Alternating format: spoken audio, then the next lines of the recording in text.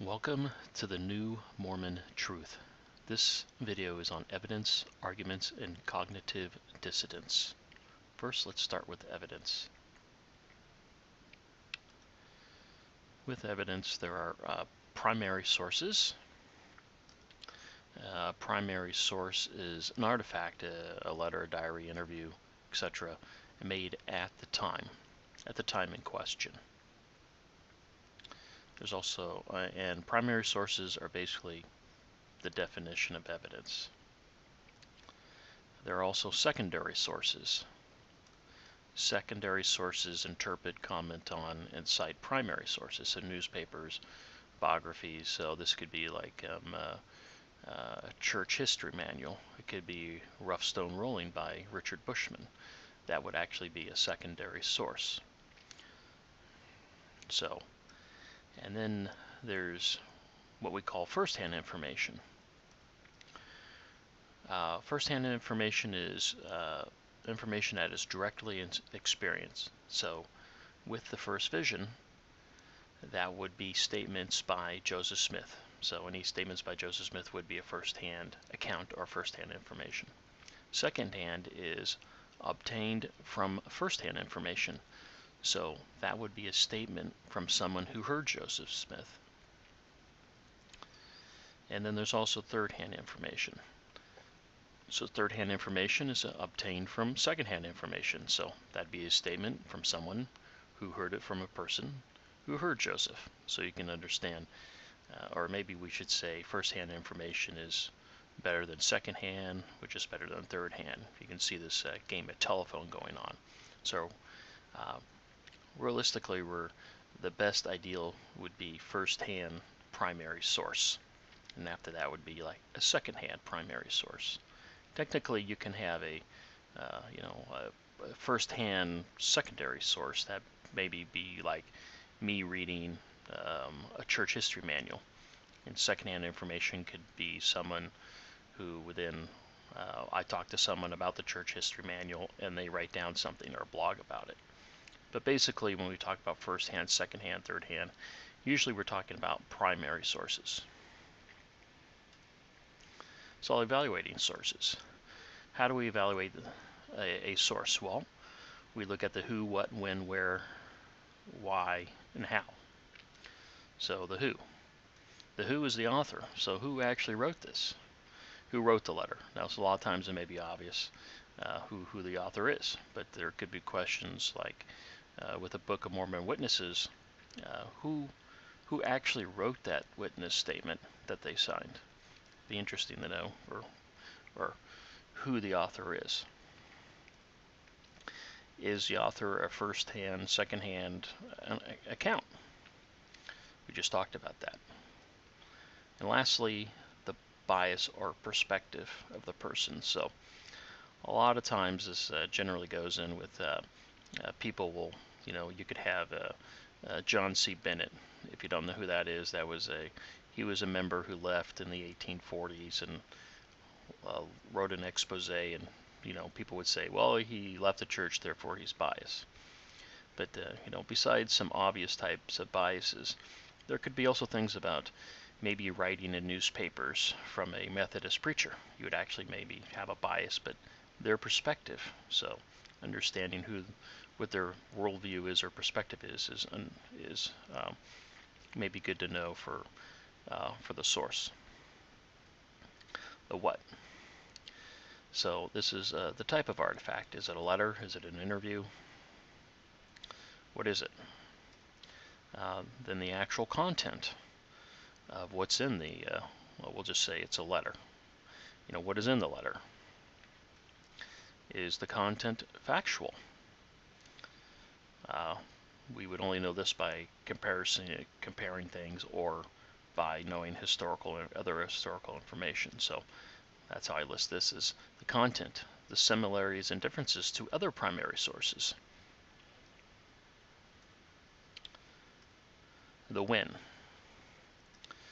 So, and this is an important thing that sometimes is left out when people quote sources, is it's the when it was written. So information recorded at or near the time of the event, an early account, is better than information recorded many years later, which is called a late account.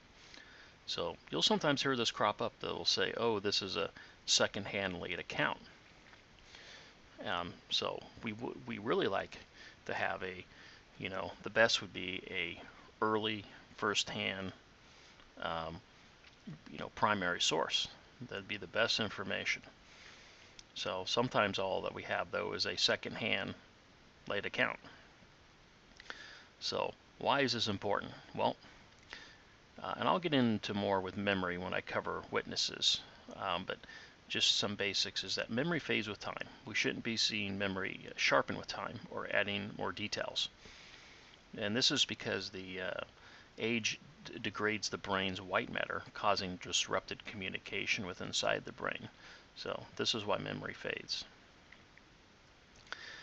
Memory can be altered by conflation. So let's just say memory altered when I cover memory. Your memory is not like a video recorder. You see stuff and then you just recall and you just say what you record it, just like you're replaying a videotape of the event in your head. That doesn't happen. Actually, memories can be changed. So, and conflation is just adding two accounts and making it one. So, if there's a crime, I'm trying to use a police example. So if there's a crime, the police like to separate the witnesses and interview them separately. Why is this? Because it's known if witnesses get together and talk, they will actually conflate, or they'll combine their stories. Now, it could possibly be conscious, but witnesses talking, you can actually maybe someone saw a detail that you missed, but then when you talk about it, let's say a day later, and you retell it to the police, that you would actually add in the detail that you actually didn't remember that you actually got from a different witness. So that's actually called conflation.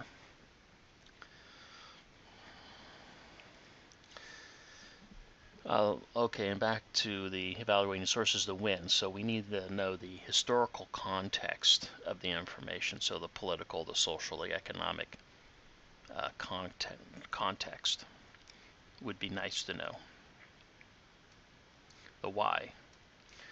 So usually letters, interviews, things of that nature are done with a purpose. So maybe it's not stated in there, but it'd be nice to know, or maybe you can tell what the purpose is. Interviews are usually done to gain information. Letters home could be to connect with the spouse and also relay some information. If you're having trouble determining the purpose, you may want to look at the audience of who this was written to. If this was Joseph Smith to Emma Smith, he's obviously writing to Emma, and and he might be leaving out certain details, not on purpose, but just because those certain maybe family type stuff is known, or maybe he wants to keep it a secret, things like that. Or if it's an interview, obviously the information is going to be spread out to the newspaper or to a different audience. So where? So thinking about maybe the geographic context is important, that whatever happened in a certain state, like New York or Ohio or Missouri, or did it happen on a hill or in a valley, or things like this. Is the geography or the location important to the evidence or artifact? The how. So the how is this, maybe is this document, is it handwritten? Is it typed? Was it dictated? Was it copied? If you don't know, when you copy something, you usually make errors. Not on purpose, but errors creep into copying. And then is it an edited copy? Meaning maybe someone wrote out a draft and then went back and edited it, and what you have is an edited copy. Now, we all edit stuff, but maybe there is a draft that has some slightly different wording and maybe different insights into content or factual information. But I do have to say that if someone handwrote something and then changed it, maybe they were looking for better words. So, just you have to keep all this in mind. So now evaluating arguments.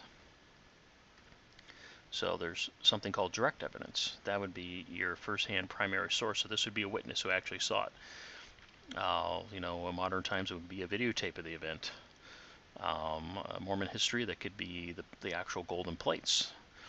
That would actually be direct evidence. Then there's indirect evidence. This is also called circumstantial evidence, but this is it's a group of facts or evidence that corroborates a conclusion. So believe it or not, forensics, your crime scene, your CSI stuff you see on TV is actually circumstantial evidence. But all that CSI stuff, the blood spatter, the fingerprints, the phone records, etc., etc., etc., point to a conclusion. They corroborate a conclusion. So then there's what we call parallel evidence. These are basically a fact parallels a context or study. The more interlocking or converging parallels, the better the corroboration. So, just what I mean by study. So, let's say you're looking at archaeology and you found a certain figurine. Now, there may be a different study where some other archaeologist found this figurine and concluded, I don't know, such and such a conclusion, and then you're going to draw the same parallel even though maybe you haven't really dug around that site. This is using parallel evidence. So, and then Hamblin here, he's actually an LDS apologist, says that parallels, whether ancient or modern, it's basically sort of talking about the Book of Mormon, cannot be ignored or dismissed as evidence. If you don't know, there's this thing of people, since parallel evidence is not proof, some people like to just disregard it. But basically, it can't prove anything, but it can't be ignored or dismissed. So then the various parallel contexts, just to help out, I believe I got these from D. Michael Quinn's book, Environmental. So that's the current events of the time. Like for the Book of Mormon, LDS apologists will look at current events to actually look at the events in the Book of Mormon and find parallel events or current events at that time. Where critics will look at current events at Joseph Smith time and try to correlate them to 19th century thoughts or the environment. There's also literary. So that's the available words or ideas at the time. So once again, you have in the Book of Mormon, you can look at words that are used and maybe tie them to some type of a Near Eastern culture or something like that. Where with the critics, they like to take the words and then tie them to 19th century words. So you see how these parallel texts or evidence is going. And then historical, so historical context is just you are assumed to be influenced by the past.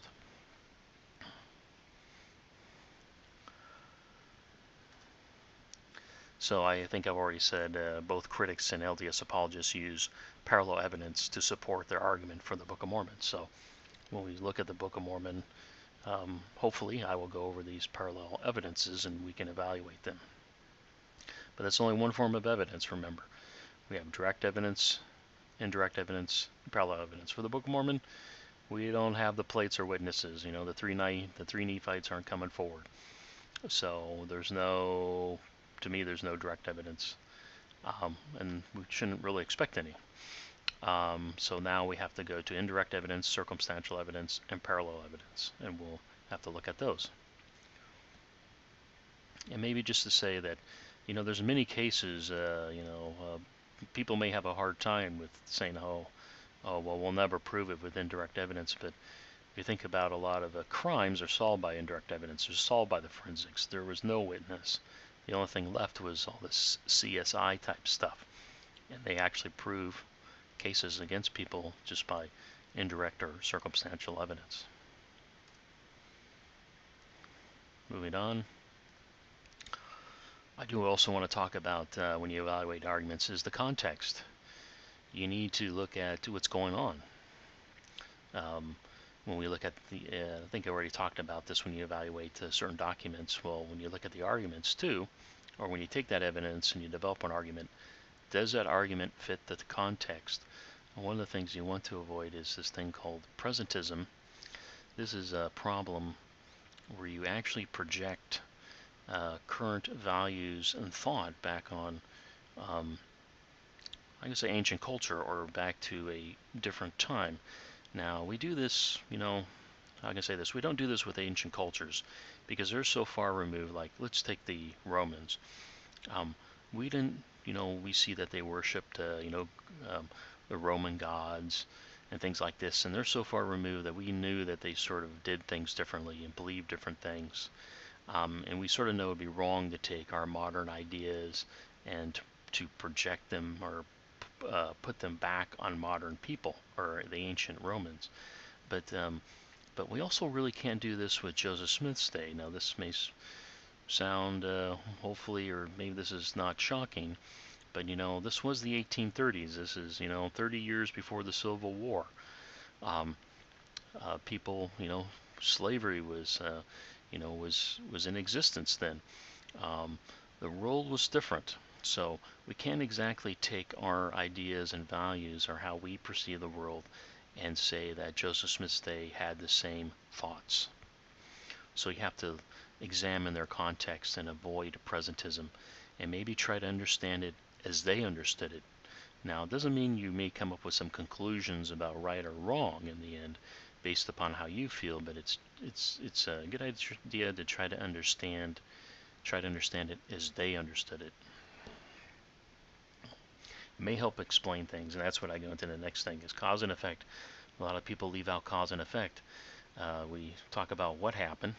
You can go through history and just talk about, this happened and that happened and that happened, but things happen for a reason. So we need to find the explanation. So when we're looking at the argument, we should say, does this explain why things happened? So, or does it explain the cause and effect? If it doesn't, this is maybe an indication the argument is weak or not valid. Is our argument logical? Now, we can talk about deductive and inductive reasoning, but I'll sort of skip it. What I'm really going after is that we don't commit any logical fallacies. And just because something is or can be a logical fallacy doesn't disprove something, but we should avoid these types of things like, name calling, slippery slope, things like this of this nature. So we'll, I don't think I'm going to cover the logical fallacies, but when we go over the arguments, we'll look to see is it a logical fallacy, and I'll post some resources if you want to do additional reading. And one of the big questions is, how much evidence is enough? So there's some different thoughts on this. So from Michael Ash, like I said, he's an LDS apologist. Notice I haven't quoted for any of my videos, this is my second video, any critical information yet. So Michael Ash says, and this is actually coming from his Shaken Faith Syndrome, proof is strong or overwhelming evidence. Evidence does not typically prove a position, but is consistent with a position or a theory or claim. So unfortunately, maybe the biggest example is you're not probably really ever going to prove God exists. You're not going to call God down or something like that. The same is sort of true for a lot of these arguments, is that you really never have proof. And this is one of the reasons why I don't like it when I hear critics or apologists say something's been refuted, because that usually means that there's enough proof to prove that wrong. Well, a lot of times there isn't proof or overwhelming evidence. So what level of evidence are we looking for? Well, in this LDS Truth Claims, this guy that has his channel on YouTube, he uses this level of evidence, He says uses enough evidence or rationale for belief to flourish. And he does comment that this is less than preponderance of the evidence. So preponderance of the evidence would sort of be, tipping the scale in your favor at 50%. So he's actually saying less than 50% evidence is good enough. You just need enough evidence that your belief will flourish. And that's what he uses. And that's what he's using for his videos. And that's, he stated it up front. So, I'm not trying to knock it that's wrong. I'm just saying that he was upfront on his video about what level of evidence he's using. I'm actually going to take mine from more from D. Michael Quinn. If you don't know who D. Michael Quinn was, he was a BYU professor, professor of history. So, and he says in his book, Early Mormonism and the Magical Worldview, excellent book, he says historical research is similar to preponderance of the evidence. So we're sort of looking for, this is what I'm using, is preponderance of the evidence. So 50 or more percent. So what does that really mean? If you think about it critically, that means there could be evidence, some on one side and some on the other. Let's say 75% of your information says it's false and 25% it's true. Under one scenario, with all these truth claims, he may take that 25% and say, well, that's enough for belief to flourish.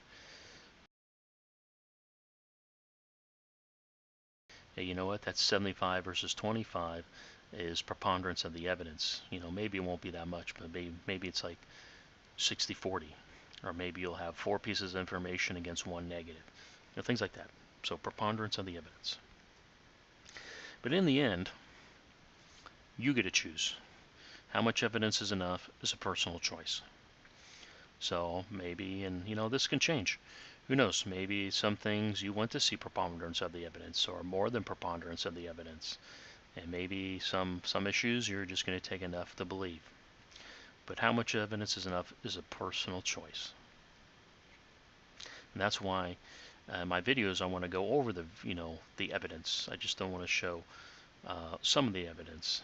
I want to show you, that's this way you can see how much evidence is out there, and then you can make a choice. So now let's switch gears and talk about cognitive dissonance. So cognitive dissonance, just so you know, just defining this, that's a mouthful. Cognitions are just thoughts, and dissonance is just disharmony. So this is a disharmony of thought. So cognitive dissonance is mental stress or mental discomfort experienced by an individual confronted by new information that conflicts with existing beliefs, ideas, or values. So we have this conflicting. So this is the dissonance part. We seek to relieve the discomfort of cognitive dissonance. All people, LDS faithful and critics, avoid situations and information that cause cognitive dissonance. So if critics are saying LDS members are avoiding information, well, if you don't know, critics also avoid information that would go against their beliefs too. So it goes both ways.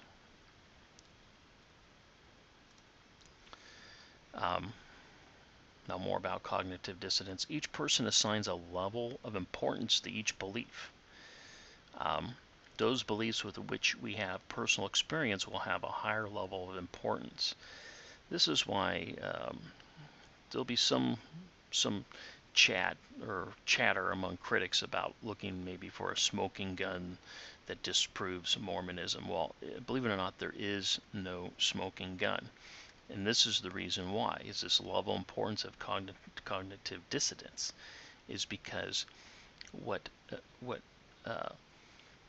affects one person, or maybe information or topic, will affect a different person differently.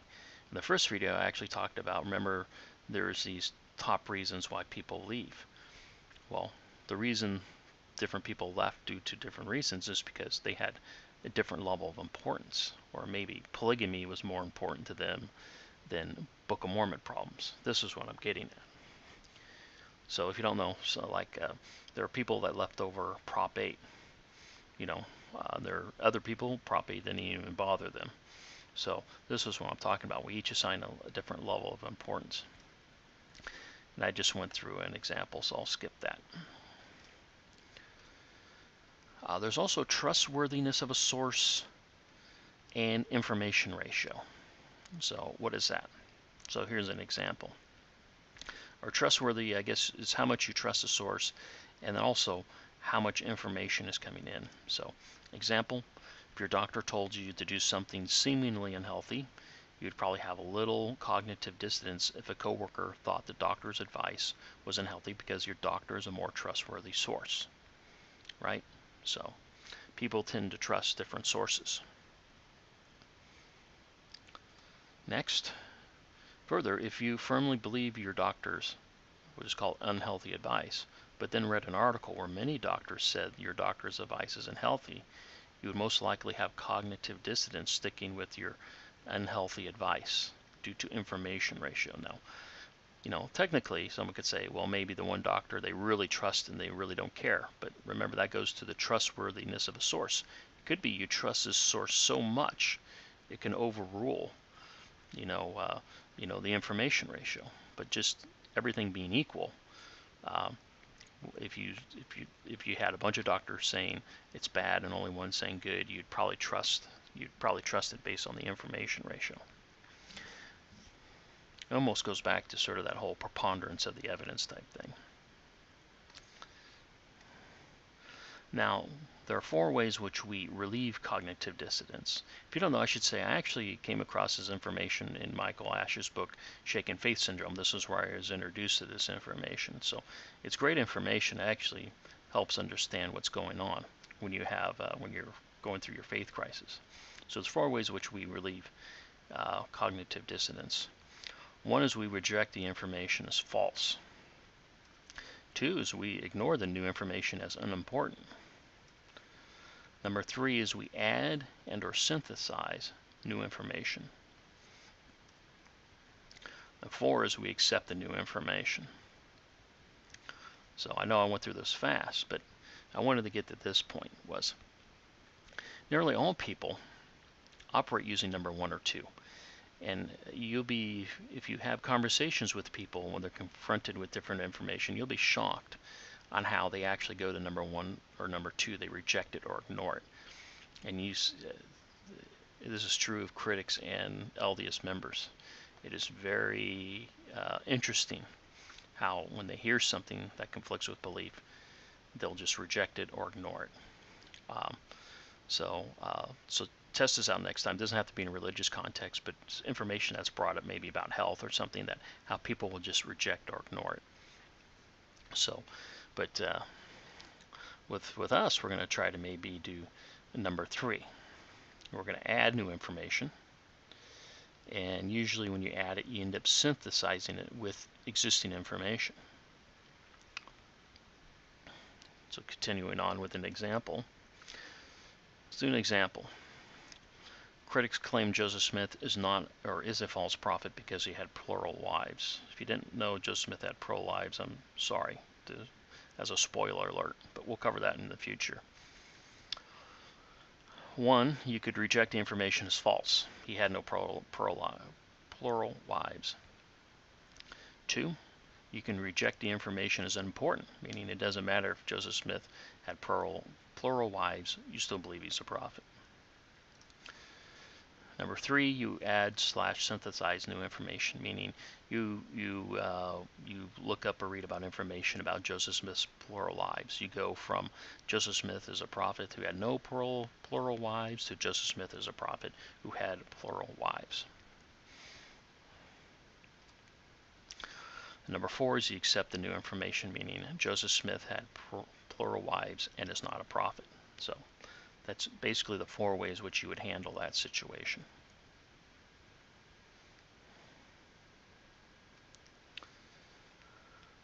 So, I think I've already said it's One of the reasons to learn about cognitive dissonance is so we can recognize it in us and others.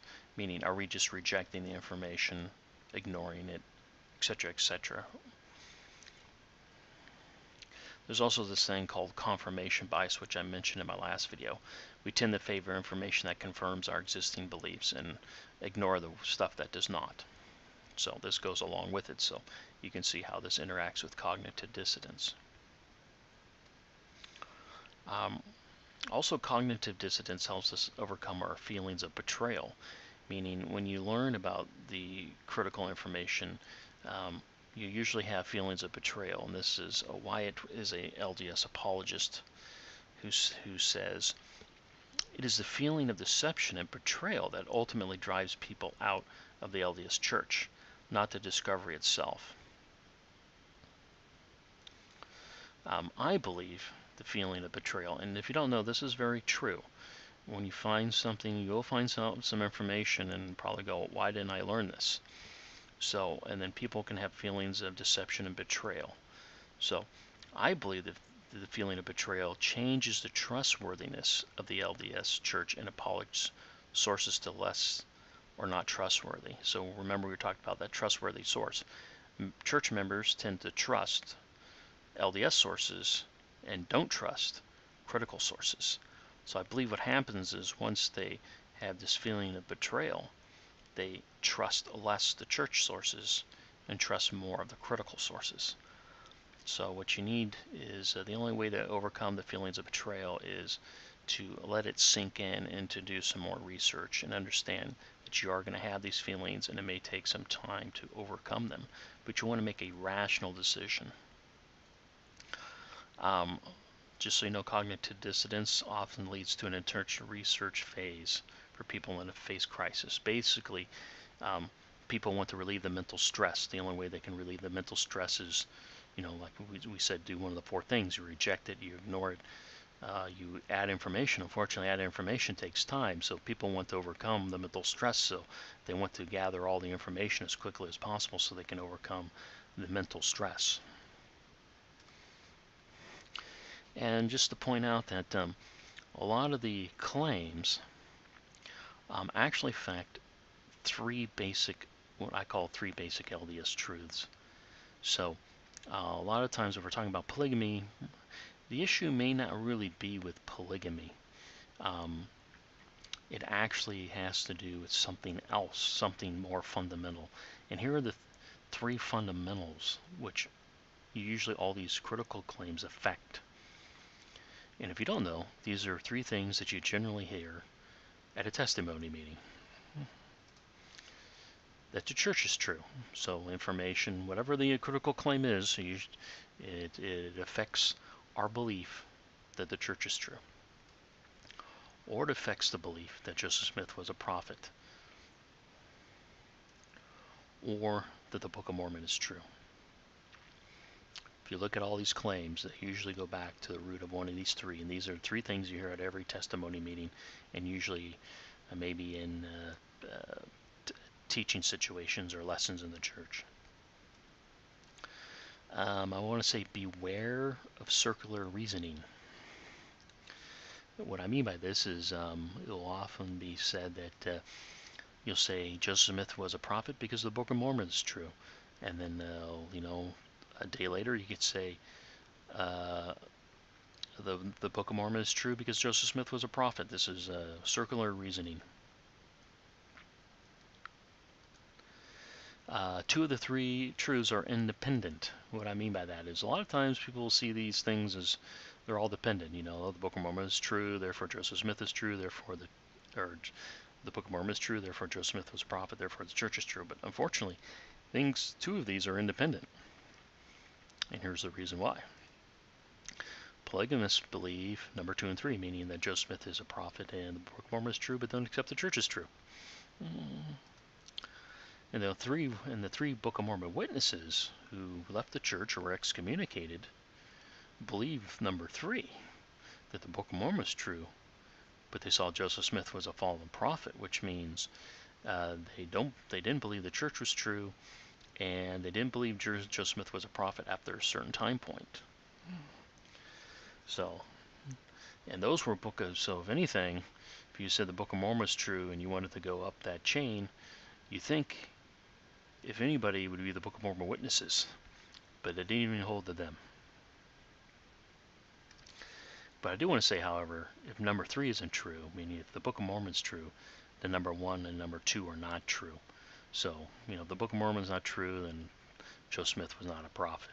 So, he had to be a prophet to translate it right. So, it's called, the Book of Mormon is called the keystone of our religion. It really is. If the Book of Mormon is not true, the whole thing's not true. We have prophets saying that, and it's pretty logical. So therefore, we'll be spending a lot of time with the Book of Mormon, if that's to be the first thing, one of the first things we tackle. So, and here are my sources. I'm just going to pause briefly on each one. You can pause the video if you needed, or click on the link